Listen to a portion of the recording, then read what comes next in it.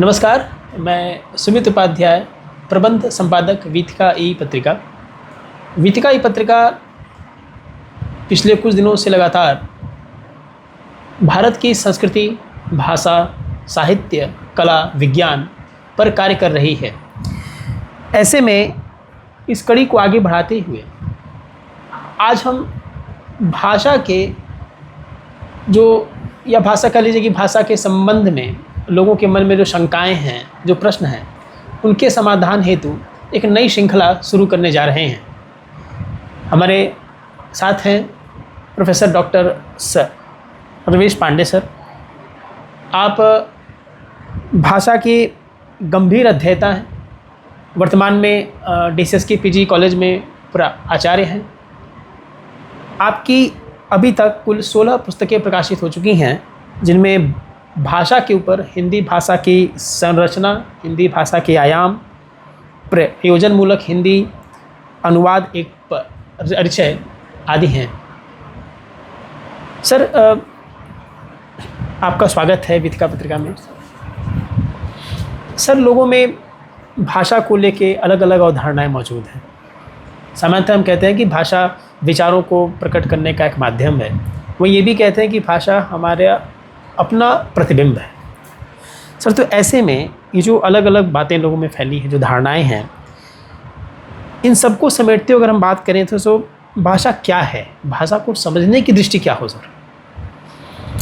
देखिए, भाषा को लेकर के जो हमारी समझ है उसके कई लेयर हैं, और जब तक हम भाषा को उसके सतह से, उसका प्राथमिक, जिसको कम्युनिकेशन के रूप में हम लोग समझते हैं, संप्रेषण के रूप में जानते हैं, वहाँ से हम समझने की कोशिश नहीं करते हैं, तब तक हम भाषा को समझ नहीं पाते हैं। भाषा संस्कृति है, संस्कृति का अंग है। भाषा मनुष्य की मनुष्यता की पहचान है। ये भाषा की बहुत गहराई है, बहुत अंदर जाने पर ये बातें आती हैं। लेकिन अगर किसी से आप कहें कि भाषा हमारी मनुष्यता होने की पहचान है, तो उसको भाषा समझ में नहीं है जी। तो भाषा को समझने का जो स्तर है वह है कि हमें इसको संप्रेषण के माध्यम के रूप में समझना होगा। भाषा का जन्म भी जब हुआ होगा, भाषा का जो पूरा विकास क्रम है उसको भी यदि देखें तो वो पूरी तरह से संप्रेषण के माध्यम के रूप में ही विकसित हुई है।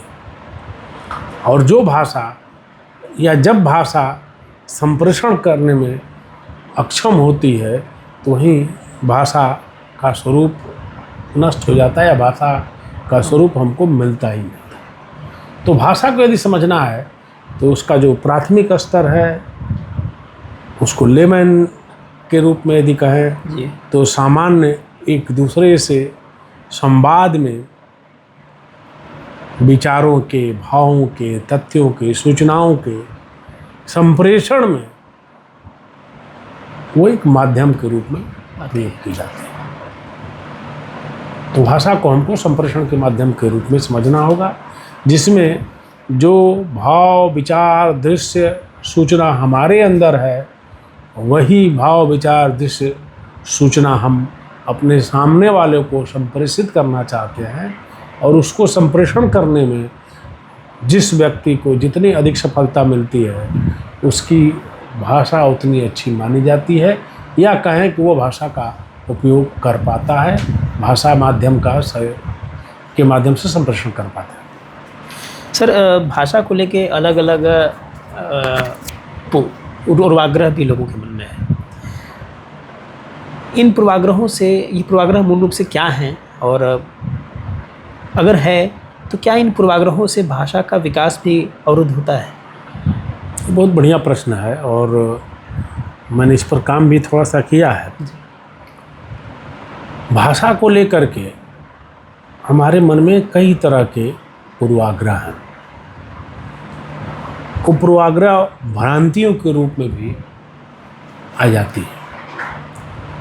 ये पूर्वाग्रह और ये भ्रांतियाँ भाषा के फिगरेटिव यूज में, या हम कह सकते हैं जब उसको फिगरेटिव यूज में हम प्रयोग में जब भाषा का इस्तेमाल करते हैं या भाषा को समझने की कोशिश करते हैं, तो इस तरह के पूर्वाग्रह जन्म लेते हैं। जैसे उदाहरण के लिए लें तो आप सभी जानते होंगे या लंबे समय तक साम्राज्यवाद के टूल्स के रूप में इस्तेमाल हुआ है, उपकरण के रूप में इस्तेमाल हुआ है। अंग्रेजी, जिसका मैं नहीं कह रहा हूँ, ब्लूमफील्ड कहते हैं कि 18वीं शताब्दी के आसपास तक वो स्थिति नहीं थी।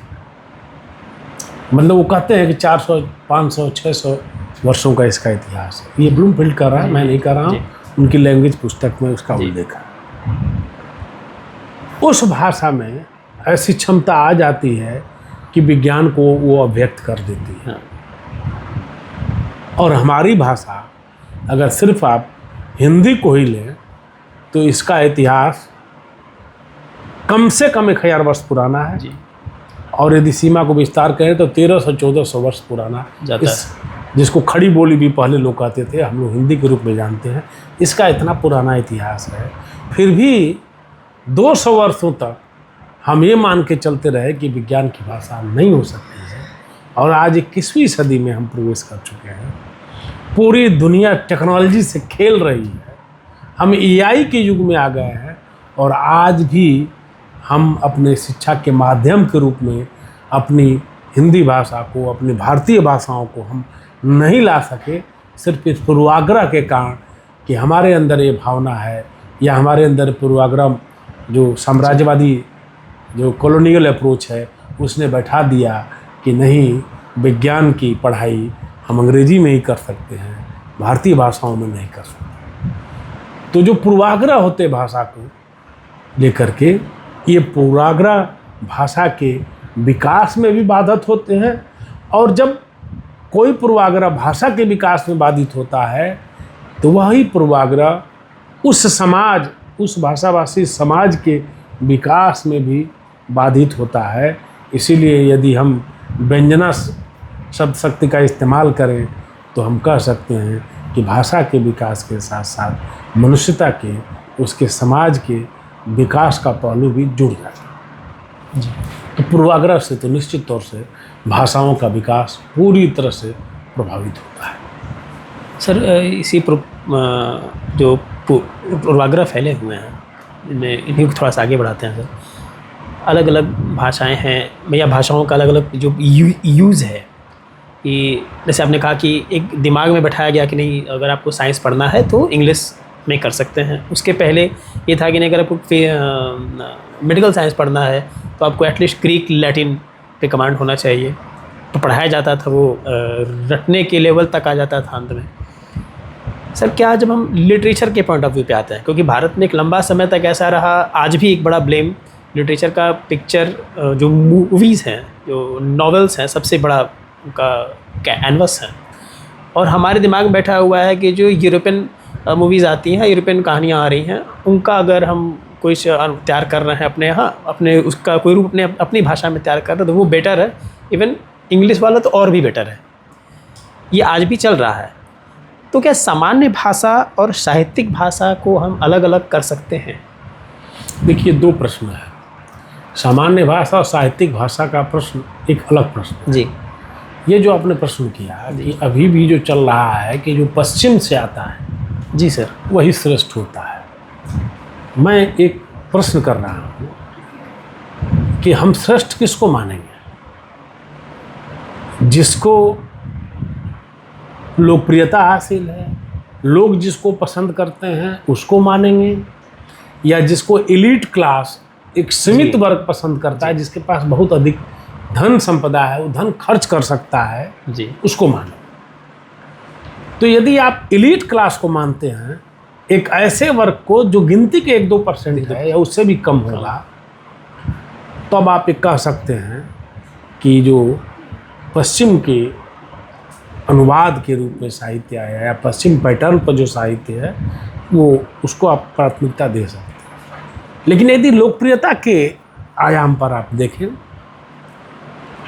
तो अगर फिल्मों को ही कहा जाए, सिनेमा जिसको आप कह रहे हैं, जी तो हम फिल्म को थोड़ा सा विस्तार कर दें। हमारे यहाँ 2 सीरियल चले लंबे समय तक, रामायण और महाभारत। जी जी। आप कोई उदाहरण दिखा दीजिए वेस्टर्न का, पश्चिम का, जिसकी इतनी अधिक पॉपुलैरिटी रही। कोई भी नहीं। कहा जाता था कि जब ये सीरियल चलते थे तो सड़क खाली हो जाती थी। जी। और कोविड काल में इसका परीक्षण भी हुआ, लोगों को व्यस्त रखने के लिए चलाया गया, इसको चलाया गया। तो आप ये नहीं कह सकते कि जो पश्चिमी मानक पे आए वो अधिक पॉपुलर हुए, जी वो अधिक लोकप्रिय हुए, ऐसा नहीं है। इसी तरह से यदि फिल्म को आप देखें तो वो फिल्में हिट हुई, लोकप्रिय हुई। मैं कहूँ लोकप्रिय इसलिए मैं कह रहा हूँ कि जो लोक है उसके बीच चर्चा, उसके बीच देखने का नजरिया, जी उसके लोगों का उसके प्रति आकर्षण।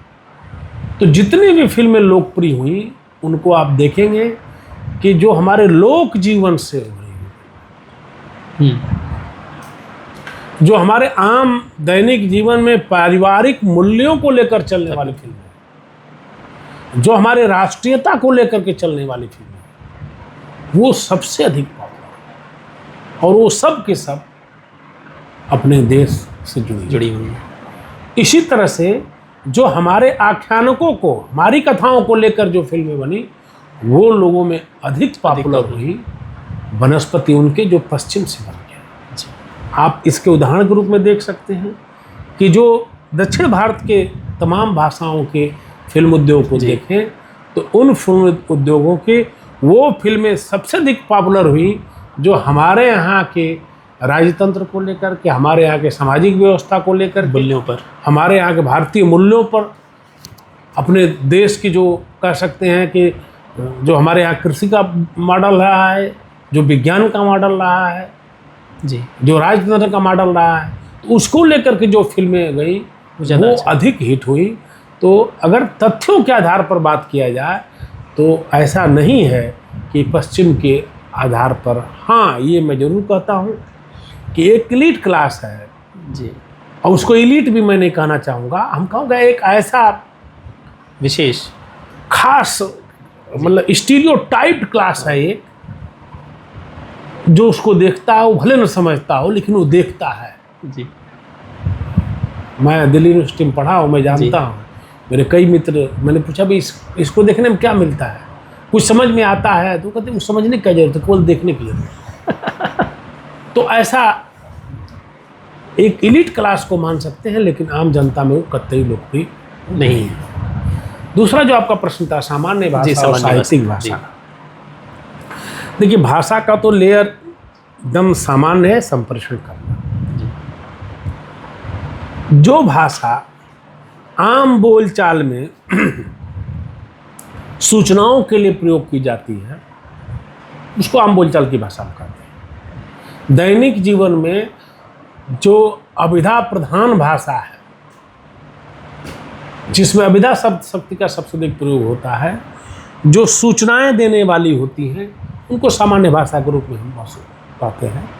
लेकिन ऐसा नहीं है कि सामान्य बोलचाल की भाषा में हम व्यंजना शक्ति का या लक्षणा शब्द शक्ति का प्रयोग नहीं करते, हम उन दोनों का ही प्रयोग करते हैं।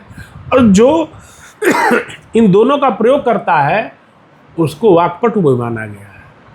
उसको माना जाता है कि बातचीत से वो बड़ी बड़ी समस्याओं का समाधान भी कर लेता है, वो तमाम तरह के अपने भाव मनोभावों को व्यक्त भी कर लेता है संवाद में। और इसी से जो वाचिक कलाएं विकसित हुई, जो लोक के क्षेत्र में वाचिक कलाएं विकसित हुई, ये सामान्य बोलचाल की भाषा से ही विकसित हुई। अब जो दूसरा प्रश्न है साहित्यिक भाषा का, तो साहित्यिक भाषा में तीनों शक्तियों का प्रयोग किया जाता है, सामान्य बोलचाल की भी, लक्षणा शब्द शक्ति का भी, और व्यंजना शब्द शक्ति का। व्यंजना शक्ति का अधिक प्रयोग होता है साहित्य में, और उसी व्यंजना शब्द शक्ति के अधिक प्रयोग के कारण से हम उसको अलग कहते हैं लेकिन भाषा के स्तर पर आप देखें तो दोनों का एक ही काम है, वो संप्रेषण करना। बात करो। और जो अभिधा भाषा है उसकी प्रमुखता हमारी सामान्य बोलचाल की भाषा को बताती है, और जो व्यंजना प्रधान भाषा है इसीलिए उत्तम काव्य उसी को माना गया है जो व्यंजना काव्य है। तो ध्वनि सिद्धांत में इसको कहा भी गया है। तो सामान्य भाषा और साहित्यिक भाषा का यही भेद है। साहित्य में भी कविता और गद्य अलग अलग दो विधाएं रही, और जैसा कि अभी पहले बातचीत में हमने बताया कि 19वीं सदी के बाद में जो है ये हुआ कि नहीं साहब, जो हमारी भाषा है खासकर हिंदी की अगर हम बात करें तो कहा कि नहीं, भाषा जो है हमारी हिंदी वो गद्य में तो चल सकती है पर कविता की भाषा ये नहीं है। देखिए, एक पूर्वाग्रह रहा है जी। एक पूर्वाग्रह ये रहा कि भाषा में लगातार परिवर्तन होते रहे हैं और भाषा का केंद्र भी बदलता रहा। तो केंद्र के परिवर्तन और भाषा के परिवर्तन के साथ साथ साहित्य की भाषा का स्वरूप भी बदलता रहा। जी। तो एक समय अवधि केंद्र में थी, या कह सकते हैं कि अवधि में भी प्रचुर मात्रा में साहित्य लिखा गया और ब्रज में लिखा गया। ब्रज में कृष्ण लीला या कान्हा की चर्चा ज्यादा रही, श्रृंगारिक वर्णन खूब हुए। तो इसके कारण माना गया कि कविता की भाषा ब्रज ही हो सकती है। अब क्यों हो सकती है? क्योंकि उसमें मिठास होती है। मेरा एक ही प्रश्न है कि कोई भी भाषा, उसकी मिठास किससे हम अनुभव करेंगे? तो मिठास के दो आधार हो सकते हैं, एक तो उनकी ध्वनियों का और दूसरे उनकी अर्थ का। तो ध्वनियों का तो प्रयोग भौगोलिक आधार पर होता है, उसके पीछे भौगोलिक कारण होते हैं जी। लेकिन जो अर्थ की व्यंजना होती है वो उसका भौगोलिक ही नहीं सिर्फ होता, उसका सामाजिक भी होता है, उस समाज की समृद्धि भी होता है, उस समाज की जो आर्थिक परिस्थिति कैसी है, उस समाज का बिखराव कैसा है, ये तमाम पहलू उसमें काम करते हैं। तो इसके कारण से लंबे समय तक, चूंकि ब्रज में कविता लिखी गई, एक लंबा काल है, आप कह सकते हैं भक्ति काल से लेकर के आधुनिक काल में भारतीय युग तक ब्रज में ही कविताएं लिखी गई। और कोई भी नया रचनाकार आता है तो वो जो चलती हुई परंपरा होती है उसी परंपरा का प्रशिक्षण प्राप्त करता है, इसलिए उसमें है। लेकिन ऐसा नहीं है, मैंने आपको शुरू में ही बताया कि कोई भी भाषा किसी खास साहित्यिक अभिव्यक्ति करने में सक्षम है या नहीं हो सकती, यह नहीं कहा जाता। एक पूर्वाग्रह है, और इस पूर्वाग्रह को तोड़ दिया द्विवेदी युग के रचनाकारों ने। जी हाँ, ये एक जरूर बात है कि किसी भी भाषा में जब कोई नई विधा, कोई नई टेक्नोलॉजी, कोई नया टूल्स उपकरण आता है तो उस उपकरण के हिसाब से, उस उपक्रम के हिसाब से भाषा में विकास होता है। भाषा की जो रूप रचना होती है, जो शब्द संरचना होती है, जो वाक्य संरचना होती है, उसमें एक विकास होता है। और वो विकास तभी होता है जब उस भाषा का उस साहित्यिक विधा में प्रयोग होने लगता है। उदाहरण के लिए आपसे बताऊं, मैं जिस क्षेत्र से बिलोंग करता हूँ, मैं जिस क्षेत्र का रहने वाला हूँ, यहाँ भोजपुरी बोली जाती है। जी। भोजपुरी कोई भी बोले, उसको सुनने और समझने में हमें कोई समस्या नहीं होती। लेकिन चूंकि भोजपुरी को देवनागरी लिपि में लिखने का मेरा अभ्यास नहीं है, इसलिए आप कहेंगे तो लिख नहीं पाऊंगा। हाँ, ये समस्या है। भोजपुरी देवनागरी लिपि में लिखी हुई भोजपुरी पढ़ने का अभ्यास नहीं है, तो पढ़ने में भी हमको कठिनाई आएगी। तो ये तो अभ्यास की कमी के कारण है। इस कारण से हम कह दें कि भोजपुरी में कविता नहीं हो सकती, तो ये पूर्वाग्रह है। यह भाषा के प्रति हमारा संकुचित और संकीर्ण दृष्टिकोण है। तो कोई भी विधा किसी भी भाषा में लिखी जा सकती है, उसका साहित्य लिखा जा सकता है, इसके लिए ज़रूरत किस बात की है कि जो रचनाकार है उसकी उस भाषा में पकड़। अब मान लीजिए मैं भोजपुरी और हिंदी भाषी क्षेत्र हूँ, अब मुझसे कोई कहे कि आप तो फ्रेंच में कविता नहीं लिख सकते, नहीं लिख सकते हम, लेकिन इसके कारण से मैं ये कहूँ कि मैं फ्रेंच में कविता नहीं लिख सकता, तो फ्रेंच में कविता लिखी ही नहीं जाती है, तो यह एक तरह का पूर्वाग्रह, एक तरह का संकीर्ण दृष्टिकोण। तो भाषा को लेकर के इस तरह की संकीर्णता, इस तरह के पूर्वाग्रह ने भाषा और समाज का, इसलिए मैं कहता हूँ, बहुत बड़ा नुकसान किया है। तो साहित्यिक, कोई भी साहित्यिक विधा, ज्ञान की कोई भी विधा, ज्ञान की किसी भी धारा को हम किसी भी भाषा में अभिव्यक्त कर सकते हैं।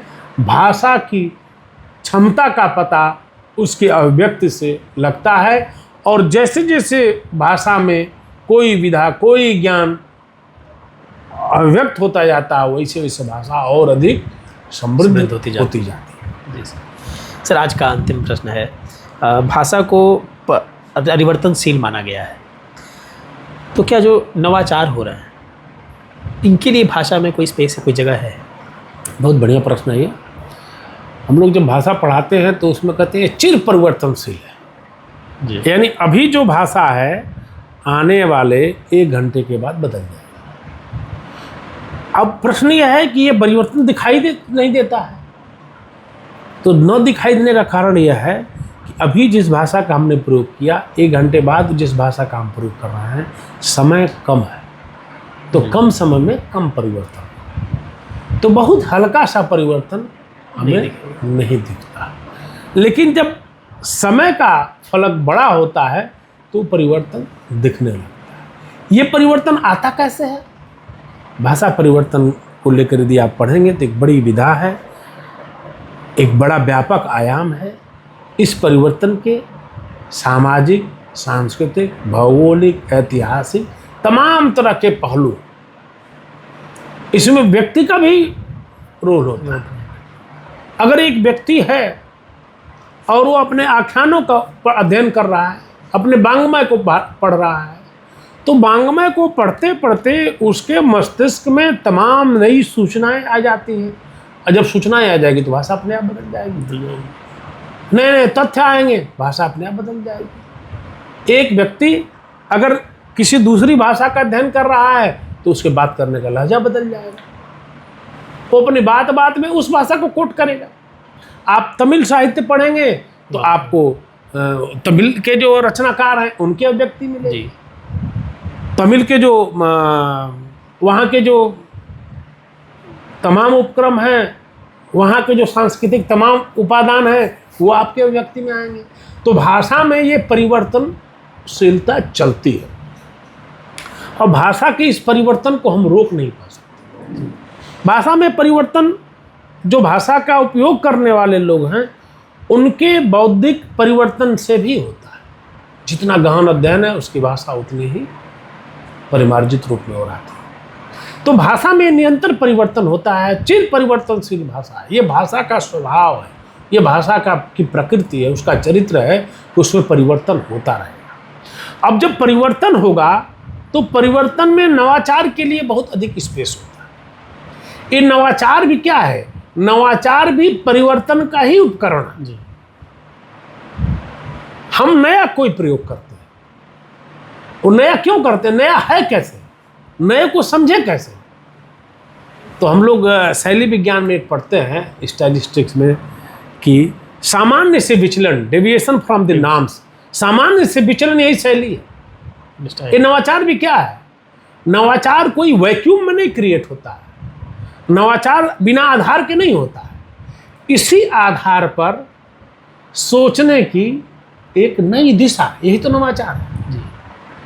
इन्हीं तथ्यों के आधार पर हमारे मस्तिष्क में कोई ऐसा प्रयोग, कोई ऐसा उपक्रम मस्तिष्क में आए जिससे हम कुछ नए दृष्टि से प्रस्तुत कर सकें, एक नया फलक हम ला सकें, अध्ययन का फलक, समाज का फलक, विकास का फलक, उत्पादन का फलक, यही तो नवाचार है।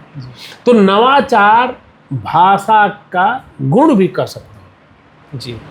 नवाचार के लिए भाषा में पूरा जगह है, इसीलिए आप देखेंगे कि नई नई विधाओं का जन्म होता है।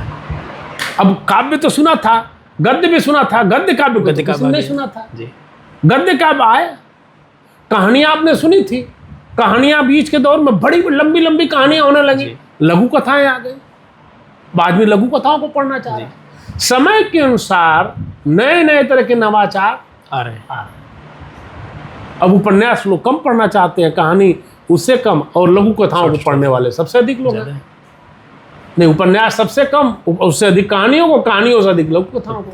तो जैसे जैसे नए नए तरह के प्रयोग होंगे, उनकी अभिव्यक्ति के लिए भाषा में पूरा जगह है। लेकिन संकट क्या होता है कि जो नवाचार होता है उसके लिए न कोई उपकरण न कोई उपक्रम हमारे पास विकसित होता है। वो हमें बनाना होता है, वो निर्माण की प्रक्रिया में होता है। इसलिए हम मानते हैं कि इसकी अभिव्यक्ति नहीं हो सकती। जैसे विज्ञान को हम अपनी भाषा में व्यक्त नहीं कर सकते, जी ऐसा मानते हैं, ऐसा पूर्वाग्रह है, वैसे नवाचार के लिए हमारे यहाँ निषेध का एक पूर्वाग्रह, एक परसेप्शन है। इसके कारण से संकट आता है। मेरे हिसाब से आप नवाचार के लिए भाषा से उपयुक्त जगह कहीं नहीं। सही बात। नवाचार को हम पहली बार अभिव्यक्ति भी भाषा में ही देते हैं। एक उदाहरण करके अपनी बात को पूरी करूंगा। हम लोगों ने भी बात किया, मैं इस बात को हमेशा कहता हूँ कि मेडिकल साइंस जब कोई पढ़ाई करता है तो वो जिस भी भाषा में पढ़ के आता है, ज्ञान प्राप्त करने का माध्यम कुछ भी हो सकता है। हमारे यहाँ ऋषियों ने तो साधना से ज्ञान प्राप्त कर जी। हमारे यहाँ वो प्राण विद्या का पूरा विज्ञान है कि कैसे साधना से हम ज्ञान प्राप्त कर सकते हैं, हमारे सूक्ष्म दृष्टि हमको मिलती है। तो मेडिकल साइंस किसी ने ज्ञान प्राप्त कर लिया, अब वो उसका जब शिक्षा, उसका जब वो प्रैक्टिस शुरू करता है तो वो किसके बीच जाता है? मरीज तो यूरोप से आएगा नहीं, आम जनता है। मरीज तो आम जनता से भी जाता है। आपने देखा होगा कि डॉक्टर जब बात करता है मरीज से तो एकदम जिस भाषा को कभी नहीं बोला रहे वो एकदम लोकल भाषा में, एकदम स्थानीय जो लोक भाषा जो बोली कहते हैं उसमें संवाद करता है। भोजपुरी क्षेत्र में है भोजपुरी कहेगा, आप अवधि में है तो अवधि बोलेगा। मैं अपना अनुभव बता रहा हूँ, तमिलनाडु का अनुभव बता रहा हूँ। मैं तमिलनाडु में मदुरई के एक छोटे से कस्बे में गया था। वहाँ की डॉक्टर सबसे तमिल में बात कर रही थी, अंग्रेजी बोल ही नहीं रही थी। मैं गया तो मुझे तमिल नहीं आती थी, तो मुझसे थोड़ा बहुत टूटी फूटी मतलब कहिए मैं अंग्रेजी में हमारे उसके संवाद हुए, लेकिन वो सबसे तो तमिल में बात कर रही थी। तमिल में तुम्हें मेडिकल की पढ़ाई नहीं की होगी, यानी उस ज्ञान का उपयोग हम उस भाषा में एकदम स्थानीय एकदम कर सकते हैं कि लोकल भाषा में, एकदम लोक भाषा में हम कर सकते हैं उसका प्रयोग। तो उस ज्ञान को हम लोक भाषा में क्यों नहीं व्यक्त कर सकते? हम जब मरीज को बताते हैं कि तुम्हें क्या रोग हुआ है तो उसको पूरा हम समझा ले जाते हैं जी, और मरीज भी समझ जाता है। बस उससे रोग का नाम पूछेंगे तो नहीं बता पाएंगे क्योंकि टेढ़ा मेढ़ा कुछ अंग्रेजी रहता है। तो इसी तरह से मतलब भाषा के मामले में मेरी ये समझ है कि नवाचार के लिए पूरा स्कोप है। हमें इस पूर्वाग्रह से मुक्त होकर के भाषा के बारे में एक मौलिक हमें चिंतन करना चाहिए कि नवाचार के लिए पूरी जगह है और ज्ञान के विभिन्न विधाओं के लिए भाषा में पूरी जगह है। Thank you sir.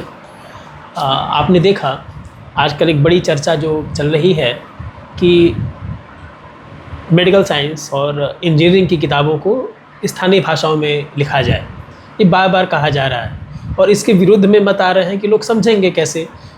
ये जो हमारे अंदर भ्रांतियाँ हैं, ये जो भ्रम फैला हुआ है, इन भ्रमों का, इन भ्रांतियों का समाधान सर ने कितनी सिंप्लिसिटी से दे दिया कि आखिर में काम तो हमारी भाषा में हो रहा है। इसी तरह भाषा क्या है, उसकी संरचना क्या है, वो लोगों में किस तरह फैली हुई है, आखिर हम मानवों को जानवरों से कुछ अलग करती है तो हमारी सबसे बड़ी पहचान सर हमारी भाषा है। इसे लेकर के हमारी यह श्रृंखला भाषा और हम आगे भी चलती रहेगी। आपसे आग्रह है कि आज जो बात हुई या इसको लेकर के या भाषा को लेकर के आपके मन में जो भी प्रश्न उठे, जो भी शंकाएं आएँ, उन्हें ज़रूर हमसे पूछें। आप वीडियो के नीचे जो लिंक दिया जाएगा वहाँ पे अपना कमेंट में पूछ सकते हैं या फिर veethikaportal@gmail.com पर हमें मेल कर सकते हैं। धन्यवाद। Thank you sir, thank you so much.